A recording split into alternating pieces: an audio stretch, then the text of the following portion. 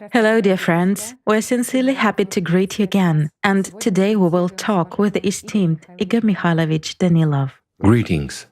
Igor Mikhailovich, in the previous video, we touched upon the topic of spreading the truth and informing about the creative society. And we said that sometimes it is merely thoughts that stop and immobilize people and do not give them an opportunity to implement what every person really wants. The demon inside, in a person's head, dictates to him to be silent about the truth, or to tell lies, or to talk only about what is good, although in fact, in the consumerist format, people's lives are getting worse and worse. Moreover, I remember a moment at our previous discussion when you said that sometimes the demon also dictates to people to talk about what is good and not to talk about what is bad, because if one talks about something bad, this bad thing actually happens. This is a very important point, and today I would like to begin our conversation exactly with it, because very often people ask us the following questions. Don't we exert influence with our attention by paying attention to bad things, by paying attention to what the climate Cerberus is doing, to those climate disasters which are happening in the world? Don't we influence and intensify the frequency and power of those climate disasters? Perhaps it is necessary to create an egregore of sort of solely positive content, to talk only about prospects, only about the opportunities which open up in the creative society. How can we comment on this? Can we, people, influence the Cerberus and what is happening with the climate in such a way and aggravate climate disasters with our attention like that? Well, let's say, in any case, we, the majority of people, have a deep inner conviction that this can exert an influence.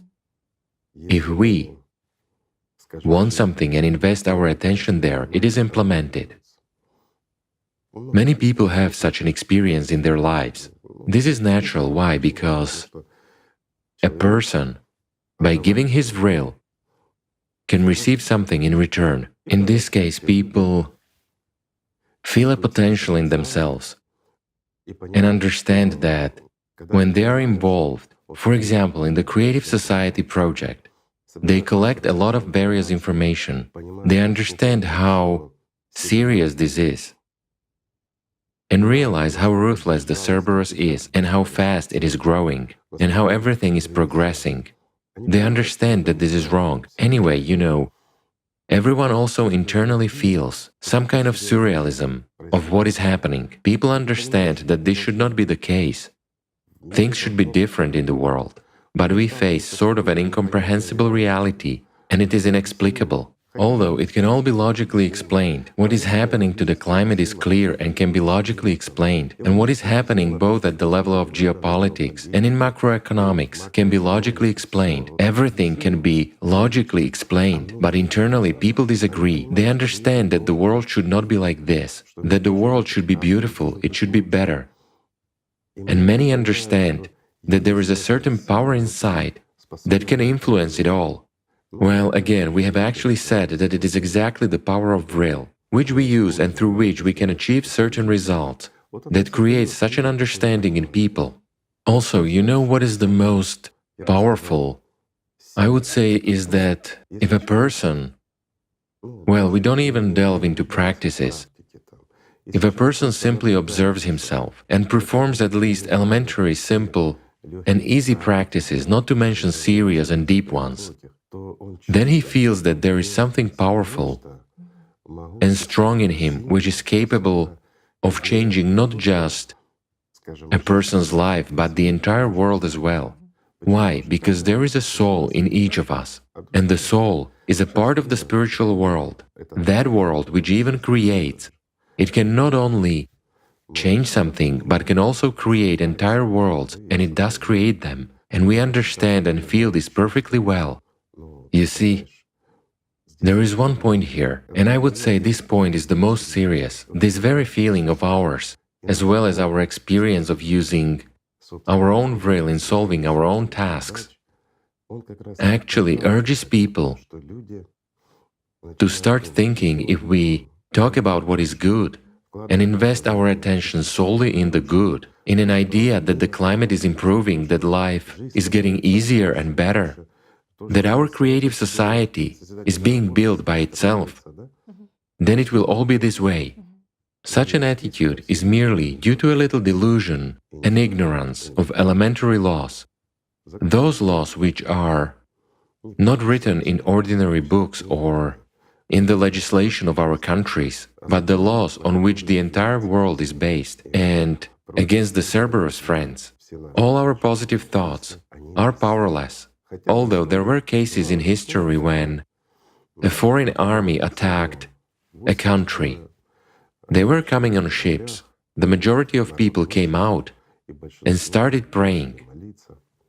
And the ships really could not approach. It's an influence precisely on the weather, right? Of course. But not on the climate. This was a one-time event and their specific situation. And look, friends, we can use our rail to get some benefits for ourselves, right? And this is not even magic. But at the same time, all magic is based on the power of rail. As a small group of people, we can solve some of our tasks or use our rail in a small egregore to discover something good. Yet, as a small group of people, we won't be able to use our rail to solve a global task that affects all of humanity. So, in order for us to be able to resist the Cerberus, even if we speak such a metaphysical language, we need unification of the entire humanity. However, if we just sit around and say that everything is fine, everything is wonderful and the climate is getting better, it will not get better. In this case, we will be responsible for those people whom the Cerberus will destroy. Why? Because then we are lying. We are telling lies. We are saying the Cerberus is good, it is retreating, it is diminishing. It is becoming weaker at the time when it is becoming stronger. And those who will be killed through its fault will be on our conscience. But when we tell the truth, we warn people. We tell people to be careful that the climate is changing, because our goal is not to intimidate, but to tell them and explain. And again, people, for the most part, live their own lives. They're fixated on their own problems. They don't have time or desire to see what is happening to the climate. Sometimes they watch the news, but we do understand that in the news, political and economic crises are described, and sometimes information about the climate also slips through. As of today, climate is discussed fragmentarily, but no one talks about it as a whole. Why? Because everyone understands very well that the Cerberus is growing and the situation is changing drastically. Everything is getting much worse and more serious. Therefore, in the media, they try not to promote it all actively, not to talk about it. Otherwise, people might really panic. Plus, as of today, humanity cannot radically solve anything. Why? Because we live in the consumerist format. We are divided. Our egregore is torn into small fragments, and it is natural that we are no longer an integral unit. But only jointly will we be able to resist the Cerberus. Whatever one may say, whether we sit about, meditate, or fantasize, while the essence is the same in this case. People cannot influence this way. Whether you meditate, pray, or fantasize, the Cerberus doesn't care. We won't stop him. We will only deceive ourselves and others. That is why I think it is necessary to tell the truth. Yes, we shouldn't frighten people, but if people do not know the truth, they will live in delusion and they will not expect what can happen to them. Well, this way, at least those who hear us become a little bit alert, a little bit more careful. They start listening to the climate, even if they do nothing, and live as they've been living. They become more careful, and in case, God forbid, the Cerberus is at their threshold, they are at least already prepared, because they have already subconsciously figured out the plan of evacuation or escape or where to hide or what to do. This can save their lives, and that's a huge advantage. Whereas if a person is not ready to meet the Cerberus, He won't have an evacuation plan or a place to hide.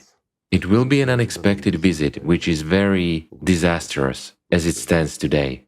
Well, something like that, Tatiana. You know, Igor Mikhailovich, we were also asked this question, how to understand such an expression that even one person can do a lot. The point is that Of course he can. many people said that even since childhood they've felt that they can do anything, that they are the ones who can do everything, that they are important and needed, relatively speaking, in society for people. But at the same time, they are confronted with circumstances, with situations in the consumerist format, with crises, when they understand that they are nobody, and as they say, without any rights, and they cannot do anything. So this very inner dissonance and inner conflict, Right. when you cannot come to terms with your own powerlessness, while at the same time you feel that you can do anything. Precisely this state of things drives many people into a kind of apathy and depression, which is kind of a disease of our time.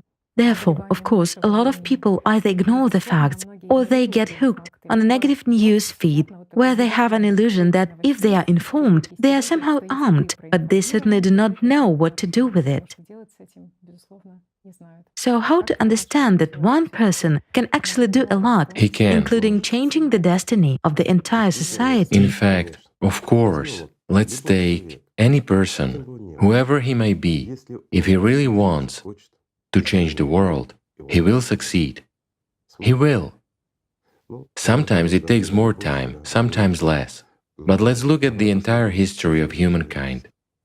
After all, so many times individuals, literally just one person, brought a significant change into the life of the entire humanity in general, right? Let's just recall Edison. I mean, we all use light bulbs, electricity, right? Yes, right. Just look how it is.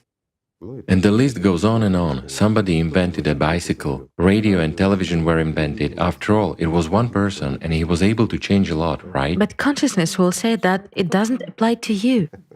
But why not you? A simple question. It is the same in this case, in confronting that very Cerberus, again, in informing about the creative society. Any person can do a lot and he or she doesn't need any special conditions or anything else for that. But the main thing is to understand the importance of what you're doing, to see the goal and to ignore the obstacles. But as soon as a person starts thinking, what will they think of me? That is, again, he begins to perceive those stopping thoughts. This immobilizes him much more than any external conditions. After all, any door, if it's a door, it opens. Therefore, you can come to any person, find a reason to talk, and among other things, tell people about the creative society, right? I mean, a person can do it all. One can never trace this chain of cause and effect relations, how it... Of course. Look, an ordinary person decides to change the world, to support the creative society, because he has become inspired by it, he has understood and has studied it. He's an intelligent person. He begins to inform, tells 2 or 3 people. Too few. But after all, he doesn't know which of these 2 or 3 will become inspired like him and eventually do much more than he did. For example, they will be able to inform 10 people, and of those 10, there will be one who will inform 100 people, and so on.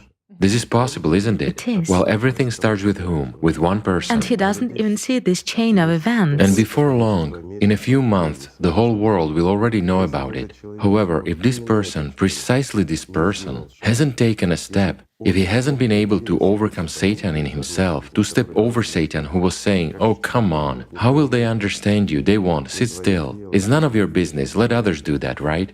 What will your neighbors say about you? They will say you're a sectarian, or you support some weird Masonic movement or something else.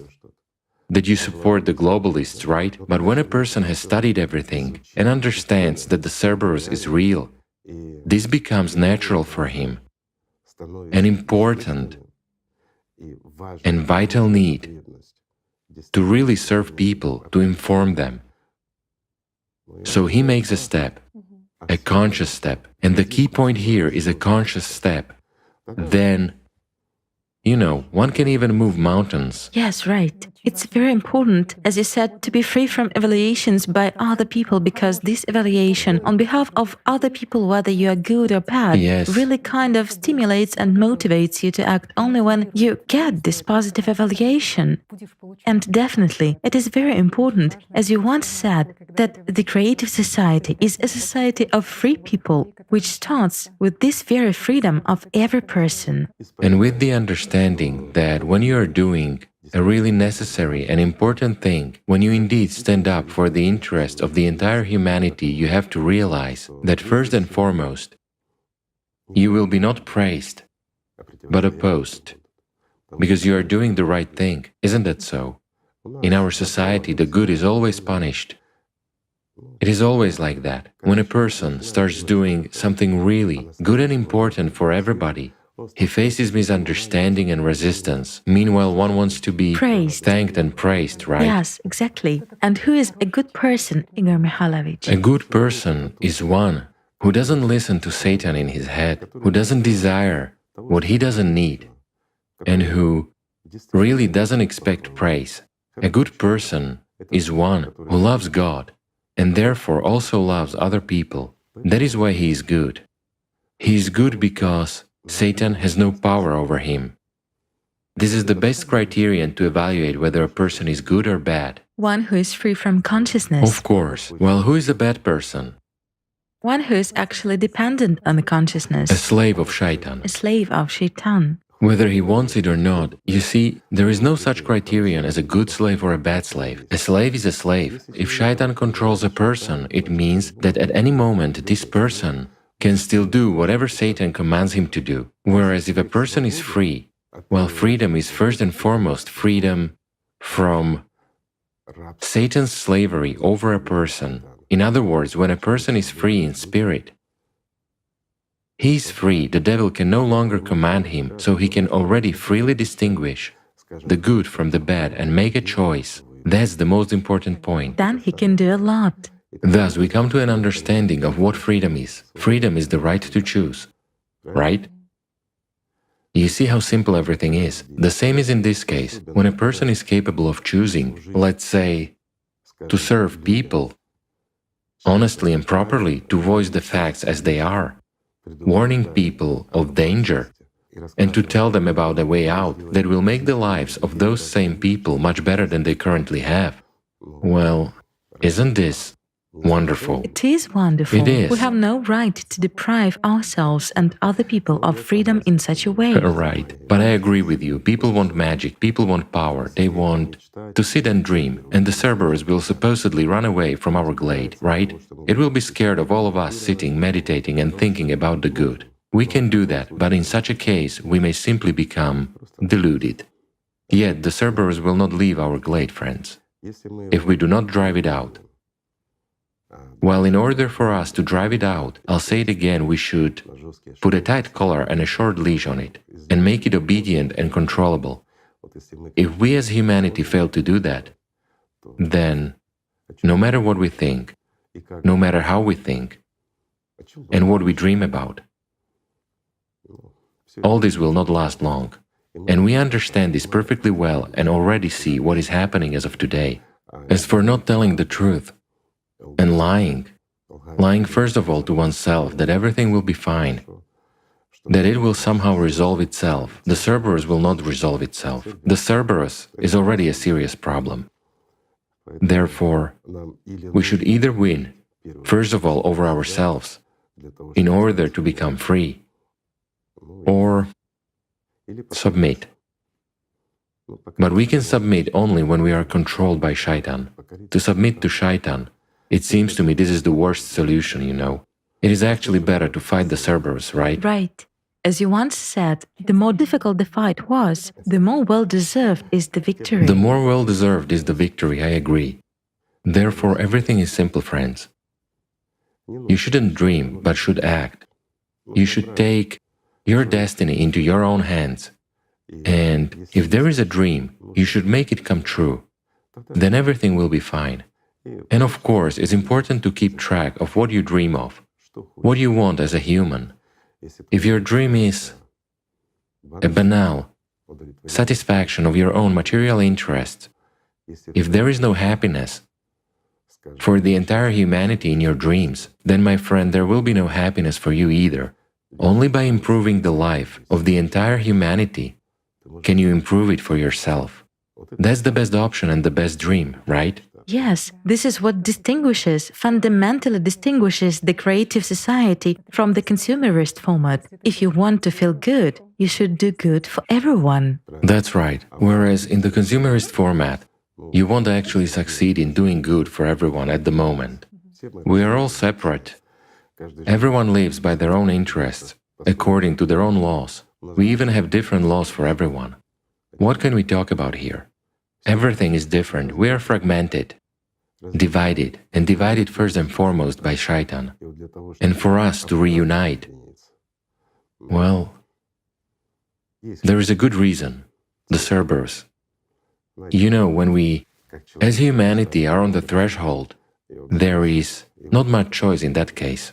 The only problem is whether people will be able to realize that this is a serious threat, and it already exists. If we, as humanity, fail to realize this and unite all together into one big family, become one civilization, and really resist the Cerberus, then it sort of makes me feel sad. Still, it is probably better to realize it, isn't it? Of course, we really want to build the creative society because we cannot even imagine what prospects are opening up. They are really great. You know, we really cannot imagine, although every person feels it. He does feel. It's impossible not to feel those prospects that are actually opening up. Consciousness doesn't believe, that's the problem.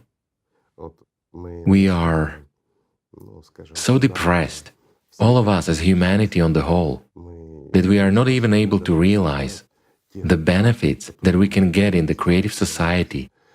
And we have already learned that when somebody promises a lot of good things, it actually gets even worse.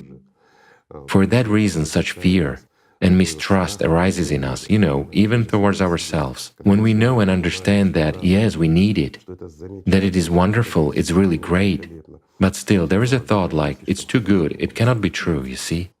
We are slaves to this consumerist format to such an extent, friends, that we don't even trust ourselves in what we can do. Although inside we sincerely want everyone to always be as happy as possible. Of course. Exceptionally You happy. see, the consumerist format itself forces people to survive in this world, sometimes to act dishonestly against their conscience, whereas in fact everyone wants to live according to their conscience, everyone wants to live honestly with an open, you know, kind of visor, so to say. Without this inner conflict. Of course, the situation itself and the consumerist world itself are such that they force people to be afraid of each other. Let's say, even if you treat other people fairly, you expect them to treat you badly anyway.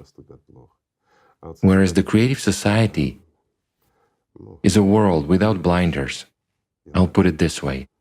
It means huge opportunities. And you really said the truth. We cannot even imagine what prospects open up for humanity.